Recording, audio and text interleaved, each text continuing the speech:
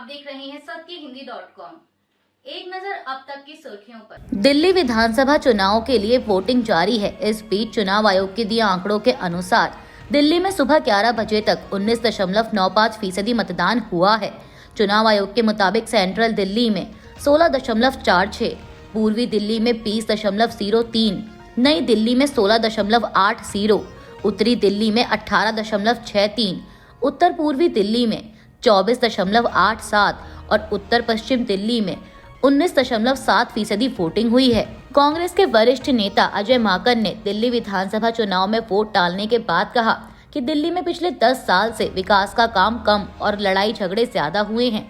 उन्होंने कहा कि दिल्ली में जब किसी विकास परियोजना का काम आता है तो उपराज्यपाल वीके सक्सेना कहते हैं कि अरविंद केजरीवाल काम नहीं करने दे रहे और अरविंद केजरीवाल कहते हैं कि उपराज्यपाल काम नहीं करने दे रहे हैं।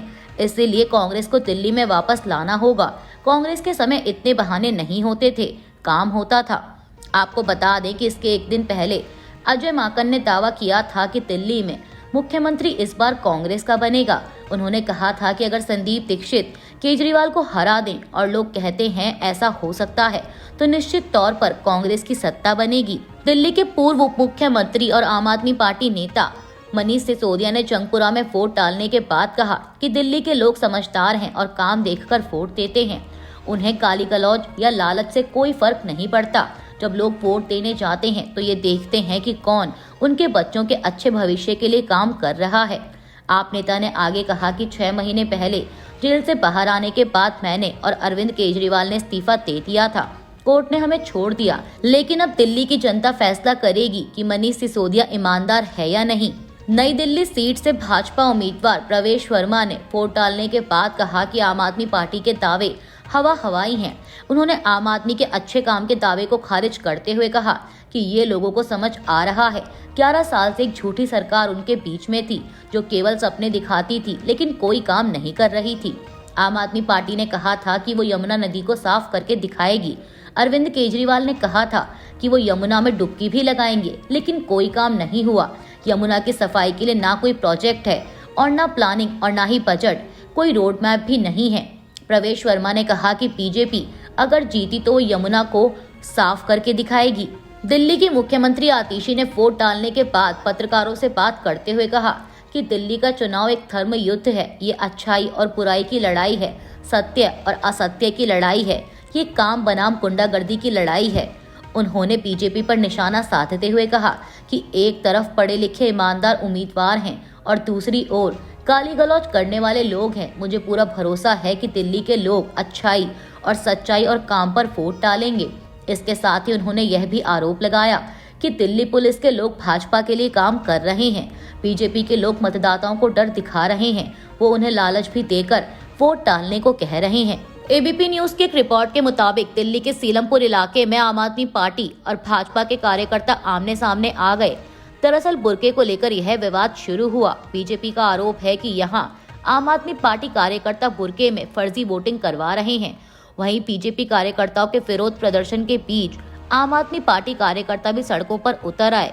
रिपोर्ट के मुताबिक फिलहाल पुलिस दोनों पक्ष के नेता और कार्यकर्ताओं को शांत करने का प्रयास कर रही है। उत्तर प्रदेश के मिल्कीपुर विधानसभा क्षेत्र में बुधवार को हो रहे उपचुनाव के लिए मतदान के पहले 2 घंटों में करीब 30% वोट पड़ चुके हैं। अधिकारियों ने बताया कि मतदान सुबह 7 बजे शुरू हुआ और शाम 5 बजे तक चलेगा। चुनाव आयोग के अनुसार सुबह 11 बजे तक 29.86% वोट पड़े हैं। मिल्कीपुर विधानसभा उपचुनाव में वोटिंग के बीच समाजवादी पार्टी ने एक और आरोप लगाया है। पार्टी का कहना है कि चुनाव अधिकारी मुस्लिम महिलाओं के बुर्के हटवाकर पहचान पत्र मिला रहे हैं। आपको बता दें कि समाजवादी पार्टी की ओर से सुबह से लेकर अब तक कई आरोप लगाए जा चुके हैं। इनमें पुलिस द्वारा सपा वोटर्स को रोकने, पोलिंग एजेंट्स को परेशान करने और बूथ कैप्चरिंग जैसे आरोप शामिल हैं। जहां एक तरफ विपक्ष महाकुंभ में 29 जनवरी को मची भगदड़ को लेकर लगातार सरकार को घेर रहा है, मौतों के सही आंकड़े जारी करने की मांग कर रहा है और इस महाआयोजन में मची भगदड़ के लिए वीआईपी कल्चर को जिम्मेदार ठहरा रहा है, तो वहीं इस बीच खबरें सामने आ रही हैं कि प्रधानमंत्री मोदी ने बुधवार को महाकुंभ में त्रिवेणी संगम में पवित्र डुबकी लगाई। मीडिया रिपोर्ट्स के मुताबिक रुद्राक्ष की माला लेकर और मंत्रोच्चार करते हुए प्रधानमंत्री ने नदी में खड़े होकर पूजा अर्चना की और मुख्यमंत्री योगी आदित्यनाथ के साथ नाव की सवारी कर त्रिवेणी संगम तक का सफर तय किया। दरअसल पीएम मोदी का वहां जाना चर्चा का विषय बना हुआ है। इस बीच आम आदमी पार्टी का कहना है कि 5 फरवरी को कुंभ में पीएम मोदी की यात्रा चुनावी रणनीति का हिस्सा है। दिल्ली विधानसभा चुनाव 2025 के लिए राजधानी की 70 विधानसभा सीटों पर वोटिंग हो रही है। आपको बता दें कि मतदान सुबह 7 बजे से जारी है और शाम 6 बजे तक खत्म होगा। वहीं चुनावी नतीजे 8 फरवरी को घोषित किए जाएंगे। साथ ही बता दें कि इन चुनावों में लगभग 1.56 करोड़ वोटर 699 उम्मीदवारों की किस्मत का फैसला करेंगे। दिल्ली चुनाव के लिए मतदान के मद्देनजर आज दिल्ली और हरियाणा में सार्वजनिक छुट्टी का ऐलान किया गया है। उत्तर प्रदेश में अयोध्या जिले के मिल्कीपुर विधानसभा सीट पर भी आज उपचुनाव के लिए वोटिंग हो रही है। बता दें कि यहाँ मुख्य मुकाबला बीजेपी के चंद्रभानु पासवान और समाजवादी पार्टी के अजीत प्रसाद के बीच होने की उम्मीद है। मिल्कीपुर विधानसभा सीट से 2022 में समाजवादी पार्टी के अवधेश प्रसाद ने जीत दर्ज की थी, लेकिन उन्होंने 2024 के लोकसभा चुनाव में फैजाबाद अयोध्या से सांसद चुने जाने के बाद विधायक पद से इस्तीफा दे दिया था, जिसके बाद इस सीट पर उपचुनाव की जरूरत पड़ी। वहीं अब भाजपा ने इस सीट पर जीत हासिल करने के लिए एड़ी चोटी का जोर लगा दिया है, तो उधर समाजवादी पार्टी भी इस सीट को बचाए रखने के लिए कोशिश करती नजर आ रही है। हालांकि इन 2 मुख्य राजनीतिक दलों के अलावा आजाद समाज पार्टी कांशीराम, मौलिक अधिकार पार्टी और राष्ट्रीय जनवादी पार्टी सोशलिस्ट के उम्मीदवार भी चुनावी मैदान में हैं। इसके अलावा 5 निर्दलीय उम्मीदवार भी उपचुनाव में अपनी किस्मत आजमा रहे हैं। समाजवादी पार्टी ने दावा किया है कि सिपाही अराजक तत्व समाजवादी पार्टी का बस्ता नहीं लगने दे रहा। समाजवादी पार्टी ने सोशल मीडिया प्लेटफॉर्म एक्स के जरिए दावा करते हुए लिखा कि मिल्कीपुर विधानसभा के बूथ संख्या 93, 94, 95 पर दीपक सिपाही नामक सत्ता संरक्षित अराजक तत्व समाजवादी पार्टी का बस्ता नहीं लगने दे रहा, मतदाताओं को धमका रहा है। सपा ने लिखा कि चुनाव आयोग संज्ञान ले और निष्पक्ष मतदान सुनिश्चित हो।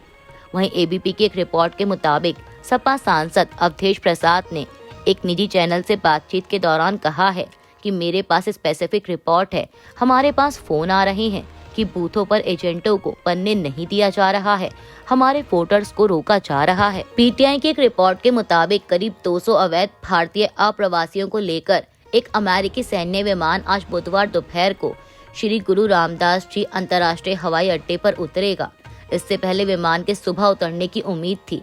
अभी तक विमान में सवार लोगों के बारे में विस्तृत जानकारी नहीं मिल पाई है।